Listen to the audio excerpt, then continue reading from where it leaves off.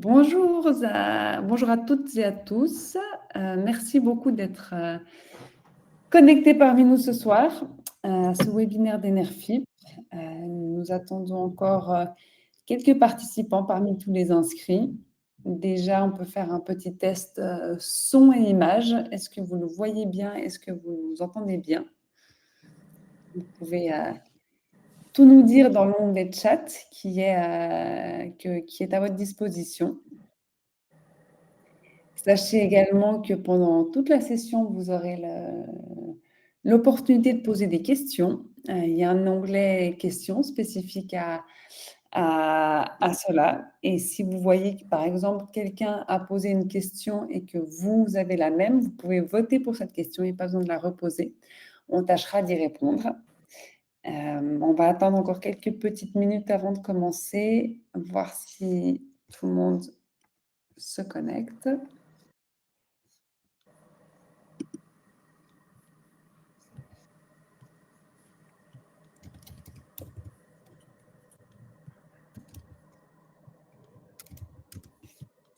Voyons.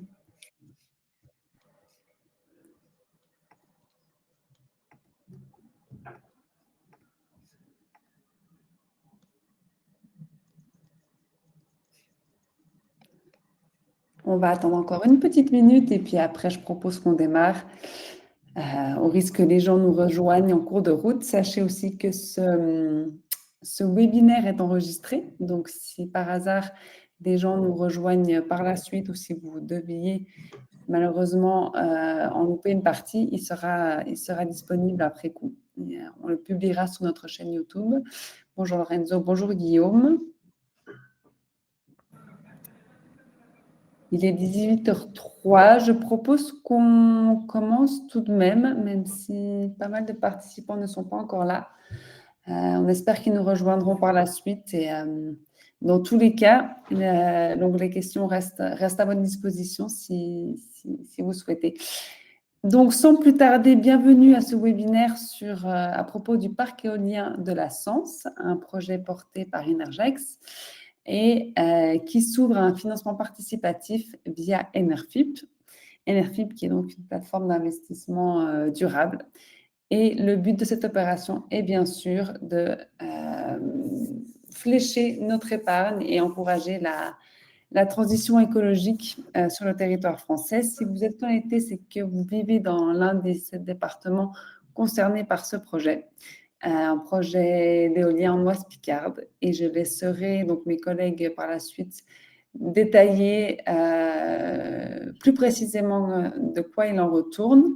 Avec nous ce soir, nous avons de l'entreprise Energex Guillaume Jumel, qui est le directeur général, et Vincent Remillon, qui est le directeur de la construction. Ils seront à votre disposition pour répondre à toutes vos questions. Et du côté d'Enerfip, nous avons Arthur Burette, qui est le chef de projet, connaisseur et spécialiste, on va dire, des projets creux, CRE, de la communication, commission d'énergie, nous y sommes. Et Simon Thébault, qui est le responsable de la dette obligataire chez nous. Donc voilà, moi je répartirai de toute façon les questions que vous posez selon quel est l'expert qui sera le plus apte à vous répondre. Merci encore d'être là et démarrons peut-être juste le programme de ce soir, donc le projet en détail, comme je vous l'ai dit, la présentation du porteur de projet, en l'occurrence Energex, le financement participatif, qu'est-ce que c'est? Et ensuite, comment investir de manière concrète. Et ensuite, place à vos questions. N'hésitez pas pendant la session de poser vos questions dans l'onglet questions. Et si elles font écho avec ce qui est en train de se dire sur le moment, je n'hésiterai pas à donner la parole. Voilà, je laisse place à Arthur. Merci Flore. Bonjour à toutes et tous. Aujourd'hui, on est rassemblés pour parler d'un projet dont vous avez peut-être déjà entendu parler avant notre communication, qui est le parc éolien de la Sens. Et on va vous donner quelques informations sur ce projet. C'est un parc éolien qui va se situer sur la commune de Saint-André-Farévilliers. C'est dans l'Oise. On est au nord-est de Beauvais, à peu près 25 km.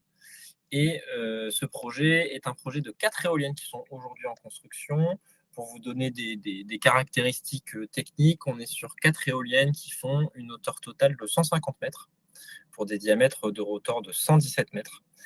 Et on est sur une puissance unitaire de 3,3 MW. C'est un projet qui a été lauréat de la CRE, la Commission de régulation de l'énergie. Ça vous a été introduit par Flore et on va vous expliquer tout à l'heure ce que ça concerne, ce que ça veut dire et ce que ça implique. Le projet est en construction depuis, si je ne me trompe pas, l'été dernier, et l'objectif est une mise en service à mars 2026. Donc c'est très court, c'est dans les 5 prochains mois. Et aujourd'hui, vous êtes rassemblés pour la participation à son financement à hauteur de 2,6 millions d'euros. Et ce financement est réservé aux habitants des 7 départements qui sont le département d'implantation l'Oise et les 6 départements qui lui sont limitrophes.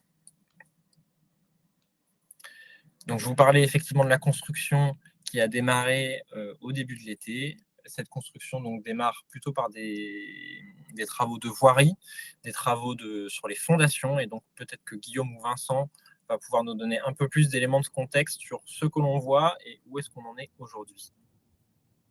Je peux donner quelques éléments, effectivement, oui. Ce qu'on voit à l'écran, c'est les travaux de préparation du site qui ont donc eu lieu. Le lancement du chantier a eu lieu en février, et en gros février et août, ça a été la préparation de toutes les voiries, les aires de grutage pour positionner les grues qui installeront les composants, et puis les fondations que vous voyez sur les photos qui ont été donc il y a eu des décapages, pose des ferraillages, coulage de béton.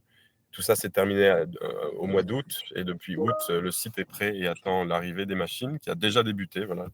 Je ne sais pas si on y vient sur la suite de la présentation, mais les premiers composants des éoliennes viennent d'être livrés. Ça a débuté la semaine dernière, donc les choses entrent dans le vif pour le montage du parc.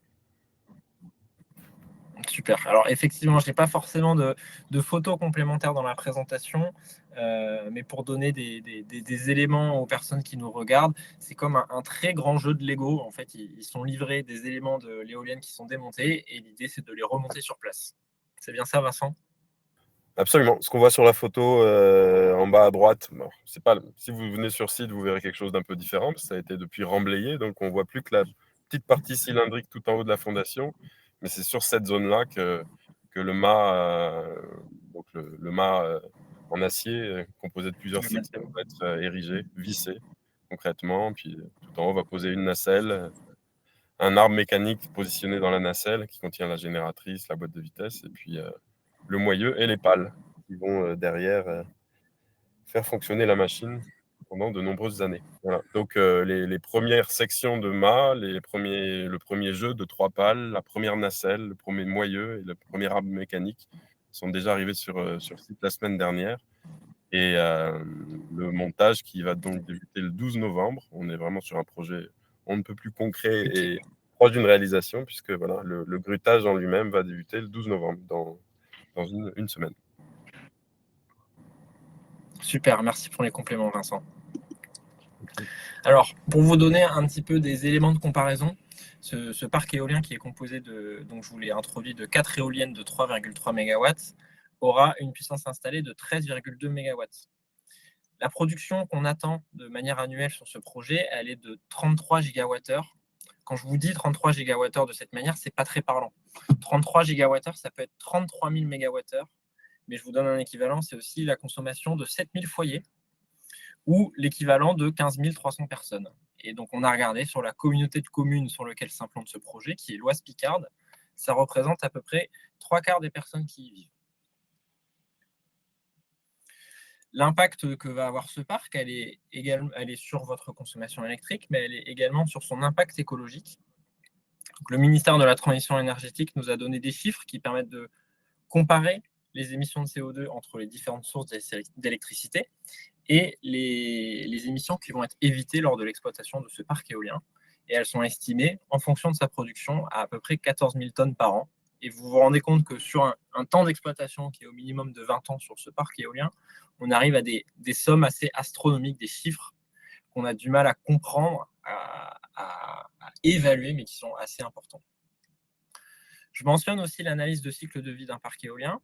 Ce qu'il faut se rendre compte, c'est que le parc éolien ne va pas émettre de CO2 pendant son exploitation, mais il va forcément en émettre, par exemple, au moment de sa construction, au moment de son démantèlement, lorsqu'on va extraire les matières premières pour construire les éoliennes, lorsqu'on va faire le chantier. Ça, c'est inéluctable. Et d'ailleurs, c'est pour ça qu'on parle d'énergie bas carbone et pas d'énergie zéro carbone. Et l'ADEME nous dit que, de manière conservatrice, toutes les émissions de CO2 qui ont été émises pour construire ce parc éolien sont compensées en un peu moins d'1 an. Alors, sachant que là, on est même dans la région des Hauts-de-France, qui est une région très venteuse, qui est la deuxième région la plus venteuse de France, ce sera peut-être un peu moins, mais voilà, de manière conservatrice, on peut dire qu'un parc éolien compense toutes ces émissions de CO2 en 1 an. On a une petite question qui fait écho à ce que tu as dit, Arthur. Qui est le fabricant des éoliennes? C'est peut-être, je ne sais pas si Arthur, tu le sais, ou peut-être nos représentants d'Inergex. Je vais laisser peut-être Guillaume répondre à cette question. Alors oui, c'est la société Nordex, qui est une société allemande. En complément, là, comme ça a été dit, c'est des machines de 3,3 MW, 117 mètres de diamètre. Alors, pour les connaisseurs, le modèle, c'est une N117, ça s'appelle. Mais c'est une machine très présente sur le marché français. Il y en a plus de 1000 déjà installées, donc c'est une machine tout à fait éprouvée qui est très bien adaptée au régime de vent des Hauts-de-France et plus globalement aux conditions de vent qu'on rencontre en France.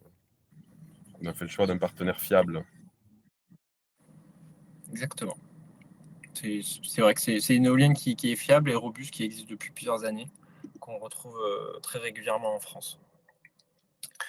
Maintenant qu'on vous a présenté le parc éolien de la Sens, on va peut-être s'attarder sur le porteur de projet, qui est représenté ici aujourd'hui par Guillaume et Vincent, et qui vont vous expliquer qui est la société Inergex. À moi? Oui, pardon, Guillaume. Allez, donc, écoutez, donc la société Inergex, c'est une société d'origine québécoise. Hein, ça fait 35 ans que ça a été fondé. Notre métier, comme on le décrit, c'est d'être producteur d'électricité à partir d'énergies renouvelables. Donc, ce qu'on fait avec plusieurs technologies, l'hydraulique en premier lieu, l'éolien, le solaire, et aussi depuis peu, et en France, on a été un des premiers à faire ça, c'est du stockage d'électricité, puisque l'électricité renouvelable, elle est variable, et que pour la faire correspondre aux besoins de consommation, au plus proche des besoins de consommation, la stocker, c'est un petit peu la nouvelle frontière dans notre industrie, c'est être capable de la stocker pour la faire correspondre aux besoins de consommation. Donc, on est présent sur ces 4 technologies. Outre la France, on est aussi présent fortement au Canada, notre pays d'origine, mais aussi aux États-Unis et au Chili. On a une puissance installée d'environ 4 gigawatts, ce qui fait 4000 mégawatts. Ça, encore une fois, ça parle peut-être pas beaucoup aux gens, mais ça fait l'équivalent de 3 réacteurs nucléaires, quoi. Donc, c'est pas neutre. Voilà. Nous, c'est des unités de plus petite taille, et on a 92 sites, donc parc éolien, barrage hydro ou parc solaire. Voilà. Donc voilà un petit peu qui on est. Ça, c'est le groupe Inergex. Je pense que la slide d'après, si on peut la mettre, voilà, représente notre implantation en France. Donc en France, on a une emprise quand même qui est déjà significative. On a 330, il manque un zéro, on a 330 mégawatts en opération. Il n'y a pas de souci. Voilà, environ 150 en construction. Et on développe évidemment une trentaine de sites à différents stades de développement un peu partout en France. Ce que vous voyez représenté par les petits pictogrammes, c'est nos actifs en exploitation. Et puis les petits pictogrammes verts, c'est nos bureaux. Donc on est basé à Lyon principalement, mais avec des bureaux à Limoges, à Paris et à Haute-Chaux, qui est dans le Doubs, pas très loin de Besançon, si les gens ne connaissent pas Haute-Chaux.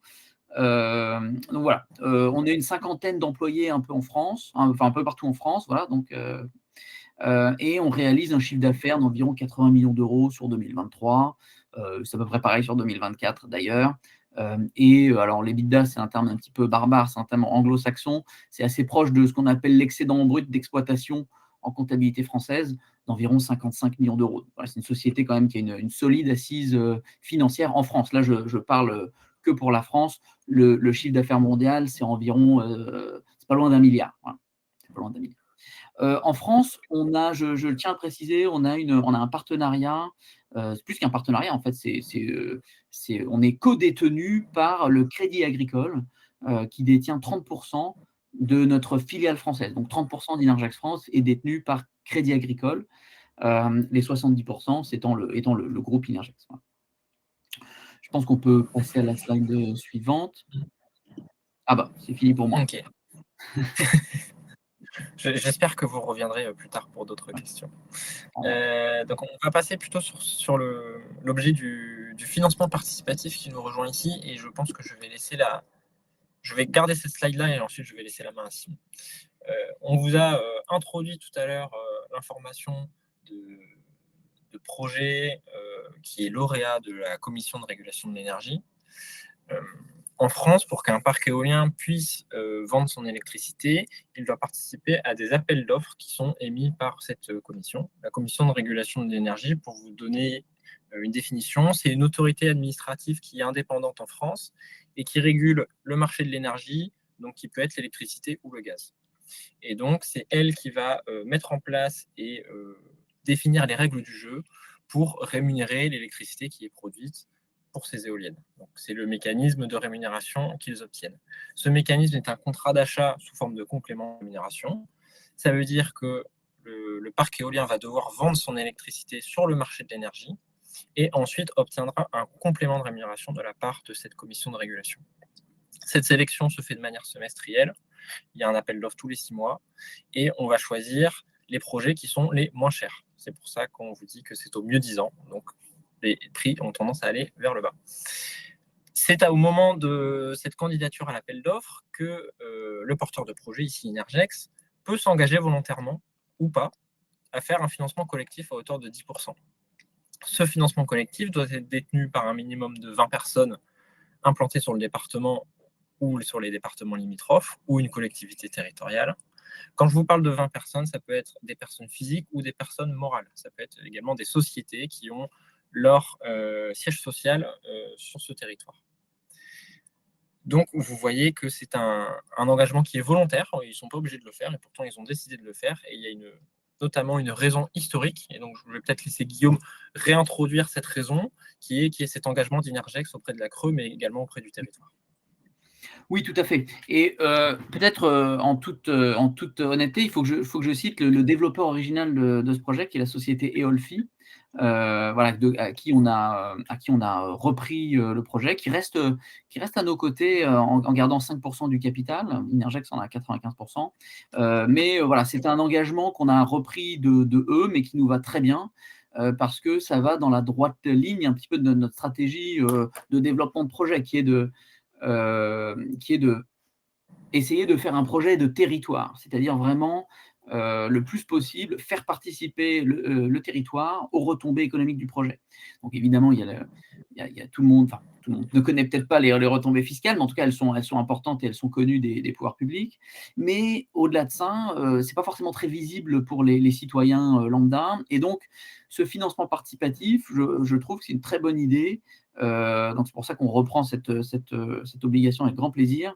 Une très bonne idée pour donner un peu de concret aux riverains du projet, dans la mesure où voilà, ils peuvent donc investir dans le projet et en tirer un bénéfice économique qui est non négligeable. Ça, je laisserai vous peut-être en parler plus en détail tout à l'heure. Mais en tout cas, voilà, c'est notre idée de ce financement participatif, c'est d'essayer de faire participer les riverains, voilà, qui vont être sans doute, voilà, qui vont être impactés un petit peu par le projet d'une manière ou d'une autre, au partage de sa valeur, de la valeur qu'il va créer. Donc au-delà des retombées fiscales, au-delà des loyers, c'est important pour nous de partager cette valeur avec les riverains. Et merci Très clair, Guillaume, si je merci. peux ajouter, c'est l'occasion de préciser la recherche d'un financement creux, comme on le décrit ici, pour l'entreprise, et corrige-moi Guillaume si je me trompe, mais c'est pas tellement motivé par la recherche d'un financement, parce qu'aujourd'hui, le projet est financé par un financement bancaire de long terme, qui a des termes des conditions de financement qui sont meilleures, mais c'est vraiment motivé par l'opportunité d'utiliser un instrument financier simple, on y reviendra après, qui donne une rémunération aux investisseurs autour. Et donc c'est vraiment un objet de redistribution de valeur et pas un objet pour aller chercher de l'argent, et financer le projet. Non, et tout à fait, tu as raison, Simon, au contraire, je dirais même la logique financière voudrait qu'on ne le fasse pas. Si on le fait, parce qu'on n'a pas de problème de capitaux, l'argent qu'on lève ici, on l'a et on pourrait l'investir, mais c'est vraiment dans un souci d'acceptabilité, de favoriser l'acceptabilité locale du projet qu'on le fait et pas dans une logique d'optimisation financière. Tout à fait. On a une autre question, quel est le prix de rachat du kilowattheure, j'imagine, par rapport au prix EDF, et qui achète cette électricité? Alors, l'électricité, en fait, dans les appels d'offres de la CRE, donc la CRE, c'est la Commission de régulation de l'énergie, hein, dans ces appels d'offres-là, c'est une agence d'EDF qui est l'acheteur, on va dire, de l'électricité. Ils nous les rachètent. Alors, je ne sais pas si j'ai le droit de dire le tarif exact. C'est On va, c'est sur on la va page dire, du projet. pardon, c'est sur la page du projet? D'accord. Oui, Alors, oui. environ 87 € du mégawattheure. Ce qui est 87 € du mégawattheure, c'est 8,7 centimes du kilowattheure, qui est un tarif peut-être qui parle plus aux gens, parce que c'est celui que vous payez, hein, et vous payez environ 20 centimes du kilowattheure. Donc EDF nous le rachète 8,7 centimes, ce qui est moins cher évidemment, sauf que ça n'inclut pas les coûts de transmission, les taxes, etc. Donc on va dire que c'est un prix qui est dans la moyenne de ce que ça coûte à EDF de produire l'électricité.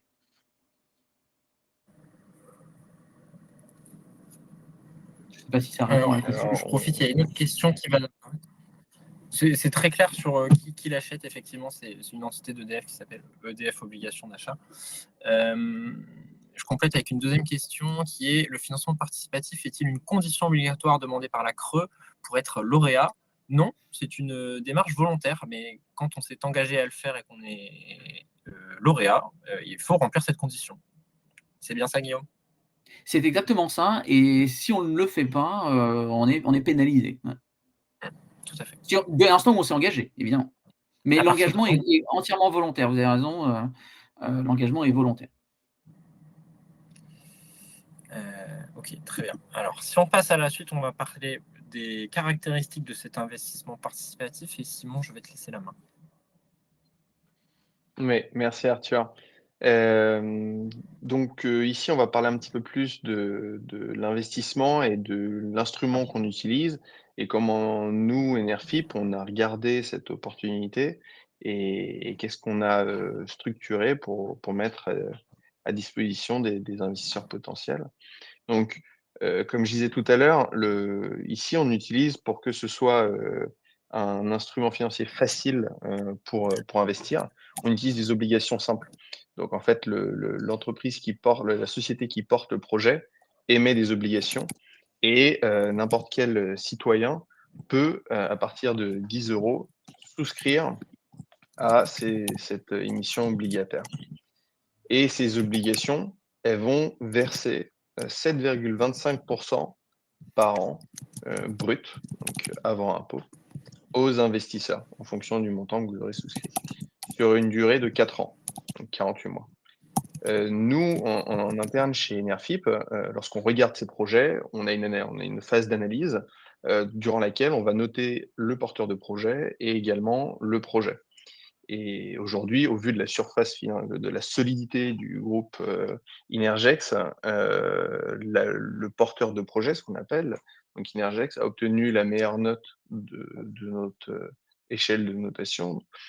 Et le projet également, au vu de l'avancement du projet qui arrive bientôt en mars, comme l'a dit Arthur, à la fin de la construction, au fait que les financements soient tous déjà obtenus, que le tarif d'achat d'électricité soit déjà obtenu, et donc de la solidité du groupe qui porte le projet. Le projet a également obtenu la meilleure note et donc A+. Donc les personnes qui sont éligibles sur les départements, Et donc, on disait tout à l'heure, il y avait l'Oise, l'Aisne, l'Eure, la Seine-Maritime, la Seine-et-Marne, la Somme et le Val d'Oise peuvent tous investir à partir de 10 euros. Personne physique ou personne morale. C'est-à-dire que les entreprises peuvent également investir dans l'opportunité. Le capital, lui, vous est remboursé in fine, c'est-à-dire à la fin des 48 mois. Et donc, pendant les 4 ans, vous recevrez uniquement les intérêts chaque année, à chaque date anniversaire de l'investissement. Voilà, ça c'est pour l'instrument, mais je pense qu'aujourd'hui, c'est plus important qu'on se concentre sur le projet. Et si vous avez des questions sur comment investir, quel est l'instrument, quelle est la fiscalité, et cetera, on y reviendra plus tard, mais nos équipes sont à disposition, pour répondre à toutes vos questions.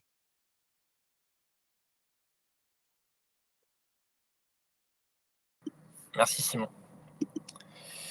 Peut-être continuer sur notre rôle qui a déjà été présenté, mais d'expliquer notre métier. Si tu veux bien. Tu veux que je m'y colle, Simon? Oui. Vous voulez que je le passe, Simon? Non, mais bien sûr. Excusez-moi, je voyais parce qu'en fait, on a eu une question dans le chat, et je vois que Arthur, tu as pu répondre, en attendant. Merci. Et merci Lorenzo pour la demande. Non, bah, le rôle d'Enerfip, effectivement, Enerfip, c'est une plateforme de financement participatif qui est née, en 2014 et qui a justement, qui est née pour le besoin de répondre à ce besoin de redistribuer de la valeur dans les territoires en fonction des projets, d'énergie renouvelable qui étaient implantés. L'idée, c'est de pouvoir, fournir un instrument facile à manipuler pour n'importe qui, de donner de l'information à travers des pages projets où on explique les projets, on explique les instruments qui sont utilisés, les risques aussi éventuels, pour que tout le monde puisse, comprendre les projets qu'il y a autour de chez soi et puisse, s'y intéresser et éventuellement, investir. Parce qu'on pense que c'est à la fois comme ça qu'on peut se rendre compte de l'impact de notre argent, de notre épargne et en même temps s'intéresser à qu'est-ce que veut dire la transition énergétique, mieux comprendre lorsqu'on a des projets autour de chez nous, et à quoi ils participent. Et donc ça, c'est un tout sur lequel on travaille depuis maintenant, plus de 10 ans pour essayer de vulgariser les enjeux de la transition énergétique et on pense qu'un des meilleurs moyens de le vulgariser, c'est aussi en intéressant les personnes d'un point de vue financier pour que tout le monde y trouve son compte.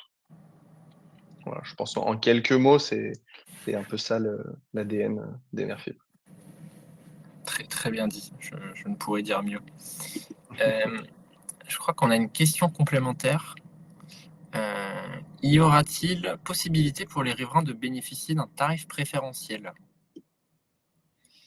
Alors, pas à ma connaissance, mais vas-y Guillaume, pardon, excuse-moi. Alors, pour l'instant, il y a rien de décidé. C'est compliqué parce qu'on n'est pas fournisseur, nous, d'électricité, hein, donc c'est-à-dire qu'on n'a pas la licence pour la vendre, à des consommateurs, enfin, des consommateurs particuliers, j'entends. Donc voilà, c'est un sujet qui avait été, je crois déjà abordé, comment dire? Par le propriétaire précédent, la société Olfi. On est en discussion avec la mairie. Pour l'instant, il y a rien de, comment dire? Il y a rien d'évident. Voilà, on va essayer on essaye de, voilà, de voir un peu ce qu'on peut faire, mais c'est pas évident, juridiquement. Et si je peux compléter, effectivement, voilà, c'est quelque chose c'est une demande qu'on a fréquemment.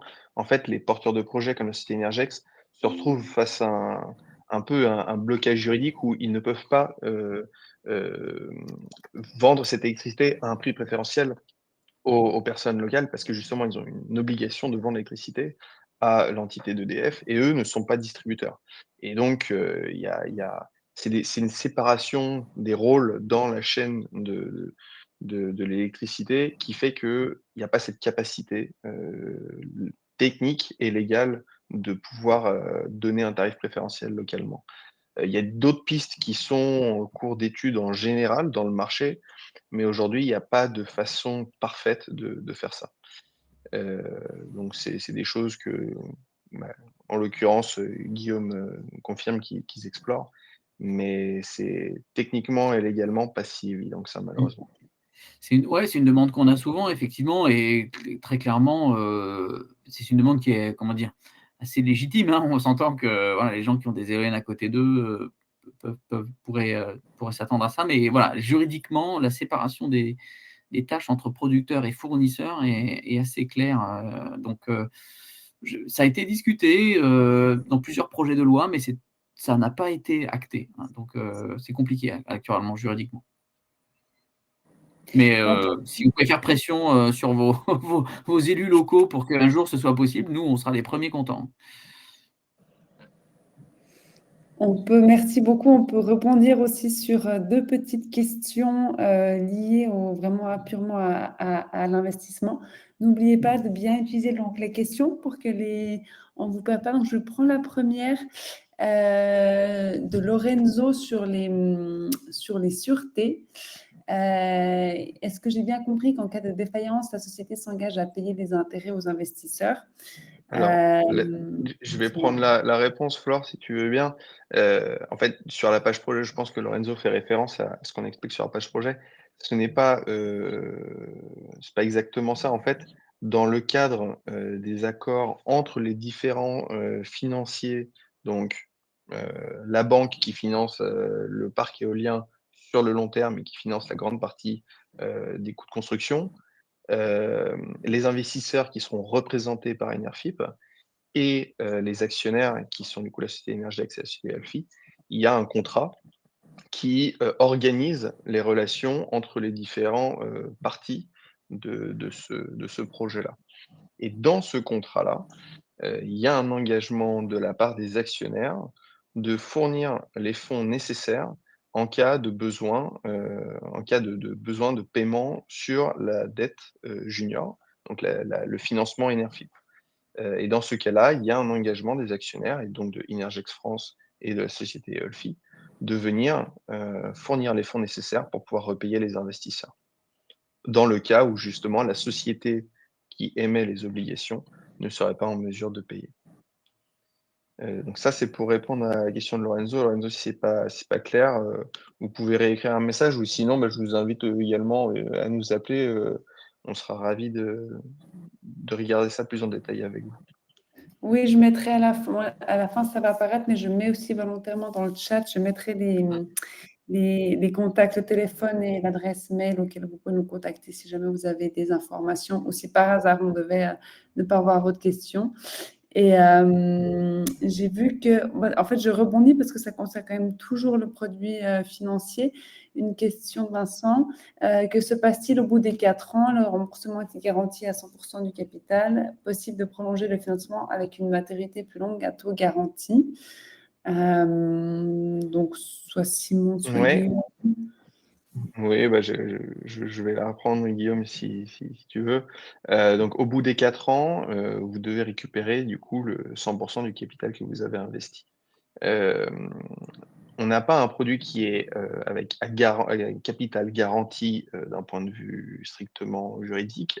En revanche, comme je le décrivais juste avant à la question de Lorenzo, on a ce contrat, qui vient en plus du contrat de financement où, et la société Inergex et la société Eolfi et la banque qui finance le projet sont tous signataires et dans lequel les actionnaires s'engagent, à se porter garant, pour, le versement des fonds nécessaires au remboursement.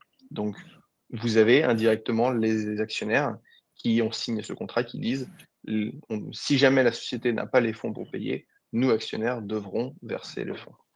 La possibilité de prolonger le financement avec une maturité plus longue à taux garanti. Donc, là, je comprends que Vincent parle d'une extension de la durée, heu, de cette même, obligation, de ce même financement. Aujourd'hui, c'est pas prévu, non, et le porteur de projet, n'a pas la possibilité de pouvoir allonger la durée du financement. Au bout des 48 mois, il a l'obligation de rembourser les investisseurs. Sinon, on considère que c'est un défaut, d'abord un retard de paiement et avec du coup une majoration, du taux d'intérêt et derrière ça, si jamais, le porteur de projet continue à ne pas payer, c'est un cas de défaut et là, on peut venir appeler la garantie que j'évoquais juste avant et aller dire aux actionnaires: vous avez signé ce document, vous devez verser les fonds pour rembourser les investisseurs.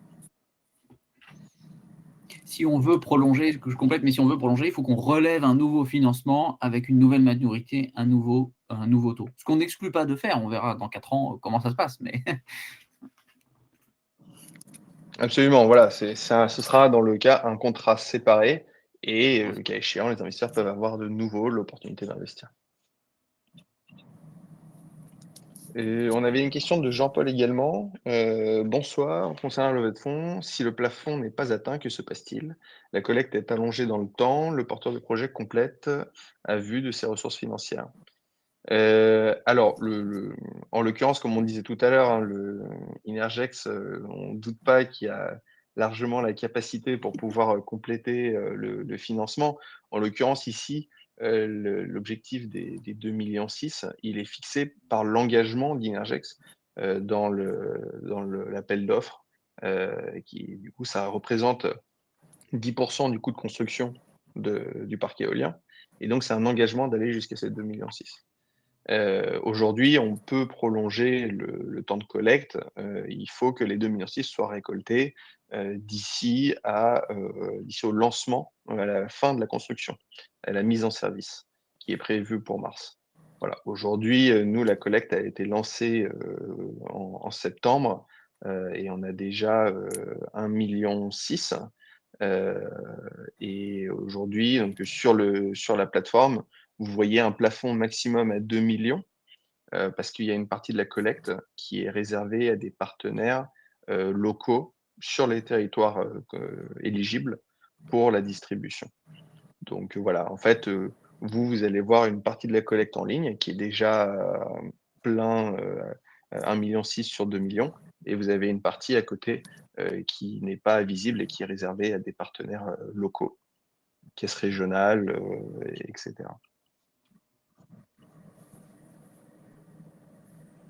Et oui, pour répondre encore à la question de Lorenzo, on a déjà des gens, bien sûr, qui ont souscrit. Je crois que c'est même la slide suivante.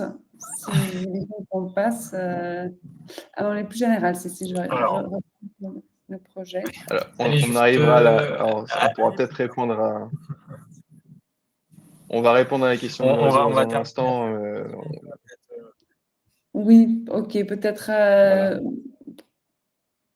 Voilà. Juste si je peux prenons-les. redire 2 mots sur du coup, voilà, Enerfip, comme je disais tout à l'heure, donc ça a été fondé en 2014, donc ça fait maintenant plus de 10 ans qu'on finance des projets sur le territoire. Donc en France et maintenant on a aussi ouvert un bureau en Espagne, un bureau à Rome et on a également une antenne à Amsterdam.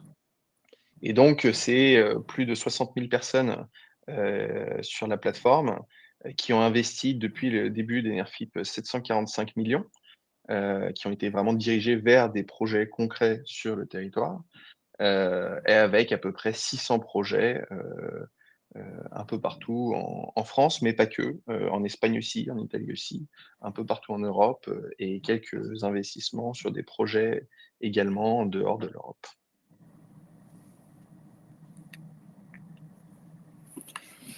Merci Simon pour la présentation. Pour vous donner un petit peu des éléments pratico-pratiques si vous souhaitez investir. Alors déjà, si vous avez encore des questions, nous sommes tout à fait à votre disposition pour y répondre. Si vous voulez financer ce projet, vous allez avoir d'abord besoin de vous inscrire sur la plateforme si vous ne l'êtes pas déjà. Et pour vous résumer très succinctement de quoi ça s'agit, c'est un développement en 3 étapes. Vous allez avoir d'abord une partie inscription avec votre adresse mail, créer un mot de passe, etc. Vous allez avoir un questionnaire de connaissances qui est une obligation réglementaire qui est via l'AMF, l'autorité des marchés financiers qui nous certifie. Vous aurez des questions sur vos connaissances en investissement, en finance et également sur votre patrimoine. Et vous aurez un dernier élément qui est assez récent qui s'appelle la preuve de vie, où vous pouvez aussi découvrir le nom peut-être KYC Live, où en fait vous allez devoir faire vérifier votre identité, donc via votre carte d'identité, et avec votre téléphone, vous allez devoir vous filmer en direct Alors, la procédure peut paraître assez compliquée comme ça de but en blanc, mais vous verrez, c'est très simple, c'est très facile à comprendre. Et s'il le faut, on a créé un mode d'emploi qui est accessible sur notre site que vous pouvez consulter.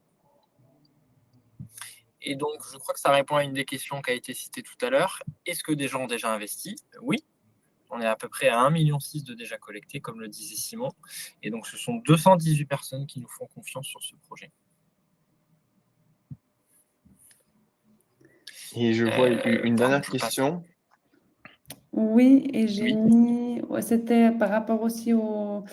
Les intérêts annuels peuvent-ils être cumulés annuellement en capital avec application de la fiscalité au bout de 4 ans? Et donc, non, les intérêts sont versés à chaque date anniversaire de la clôture du financement. C'est-à-dire que vous avez aujourd'hui la phase de collecte. Une fois que le montant est collecté, vous avez l'émission des obligations, des titres de dette.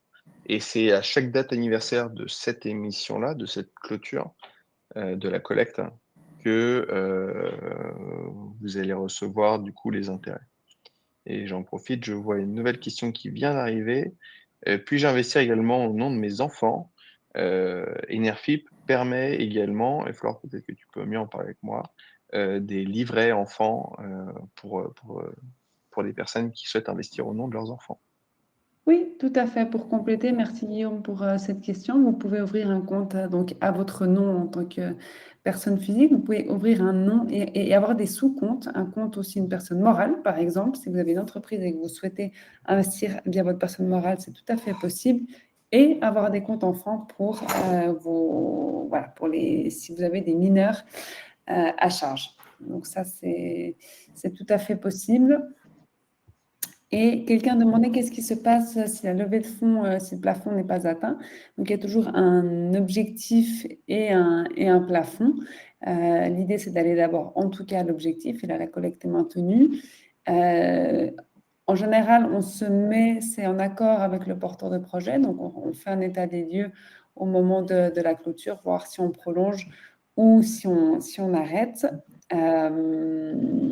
Voilà, dans tous les cas, donc pas forcément pour ce projet-là, mais dans tous les projets NERFIP aussi, si par hasard vous investissez, vous souscrivez sur un projet et que le seuil de réussite n'est pas atteint, la collecte s'annule et vous êtes remboursé. Enfin, heureusement, ça arrive peu, mais si ça devait arriver, bien entendu, vous êtes directement remboursé de l'argent que vous avez investi.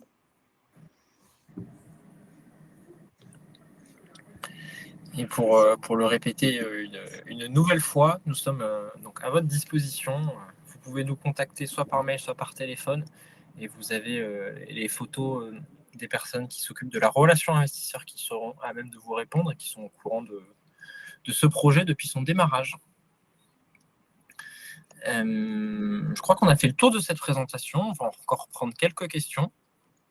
Et puis, voilà.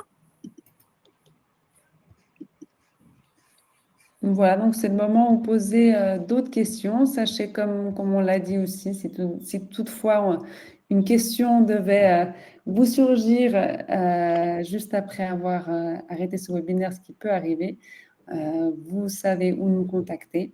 J'ai mis les identifiants dans le chat.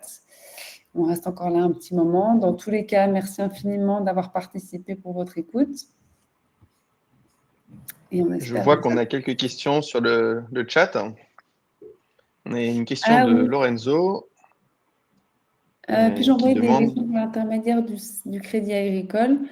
Oui, bien entendu, il faut surtout, ce qui est important, c'est que le nom du compte à partir duquel vous envoyez les sous, les fonds correspondent exactement au nom que vous avez indiqué sur votre compte Enerfip. Sinon, effectivement, notre prestataire de services de paiement, Lemonway, va refuser le paiement. Donc, pour éviter les mauvaises surprises, c'est bien de faire attention à ça. Ça peut être fait à partir d'un compte joint aussi.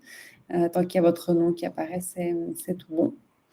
Et qu'est-ce qui se passe en cas de décès? Eh bien, nous, on interagit uniquement via le notaire. Donc, il faut que le notaire qui s'occupe de la succession prenne contact avec nous. et on interagira directement avec lui pour gérer les différentes tâches administratives. Je reviens peut-être sur la question de Lorenzo, pour pas qu'on confonde ces affaires-là. Est-ce que je peux envoyer mes fonds via l'intermédiaire du Crédit Agricole, si ça faisait référence peut-être à l'actionnariat de Crédit Agricole dans Inergex France? Si vous allez voir votre conseiller Crédit Agricole, il ne pourra pas investir pour vous dans ce véhicule Enerfip. Ce sera à vous de faire cette démarche d'inscription et d'investissement sur notre plateforme. Ensuite, de payer votre investissement, donc soit par virement bancaire si vous avez un compte au Crédit Agricole, ou vous pouvez aussi payer en carte bleue, par exemple. Ouais, merci Arthur. Effectivement, hein, pour pouvoir souscrire à cet investissement, il faut passer par le site Enerfip. Par contre, après, voilà, les fonds que vous envoyez comment vous payez votre souscription, c'était ce que décrivait Flore. Il faut qu'il y ait une bonne correspondance entre l'origine des fonds et le nom sous lequel vous vous enregistrez sur Enerfip.